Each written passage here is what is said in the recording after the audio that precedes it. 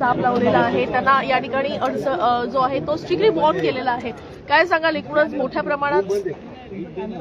प्रमाणात या ठिकाणी ही कारवाई केलेली बघायला मिळते तुम्हाला? नाही, किंवा मंत्र्यांबरोबर जे लोक असे न घेता सभागृहामध्ये किंवा प्रिमायसेसमध्ये येतात त्यांना जर बंदी केली असेल तर योग्य आहे. याचं कारण असं आहे की सातत्यानं मी आवाज उठवत आलेलो आहे की हे विधिमंडळ आहे की रेल्वे स्टेशन आहे. रेल्वे स्टेशनमध्ये जेवढी गर्दी नाही तेवढी विधिमंडळाच्या आवारामध्ये गर्दी मुंबई असेल तर नागपुरात दिसते. आणि मी त्यावेळेला मी असं म्हणालो होतो की एखादी दुर्घटना अप्रिय की याला कुठेतरी आळा बसेल. 2 आमदारांच्या कार्यकर्त्यांमध्ये त्या ठिकाणी मारामारी झाली, थोडक्यावर हे थांबलं म्हणून ठीक झालं.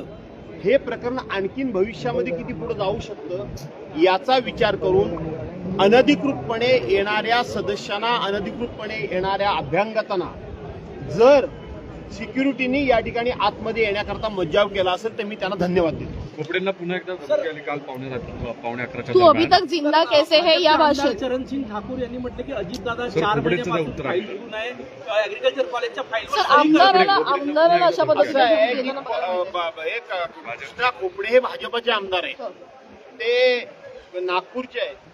त्यांना जर अशा पद्धतीनं धमक्या येत असतील, मला माहित नाही, मी काय बघितलं नाही, तर तुम्ही साधारणपणे या राज्यामध्ये कोण सुरक्षित आहे? सत्ताधारी पक्षाचे आमदार खासदार सुद्धा सुरक्षित नाहीत. त्यामुळं सर्वसामान्य माणूस या राजवटीमध्ये सुरक्षित नाही, पत्रकार सुरक्षित नाही, त्या ठिकाणी नागरिक महिला सुरक्षित नाहीत.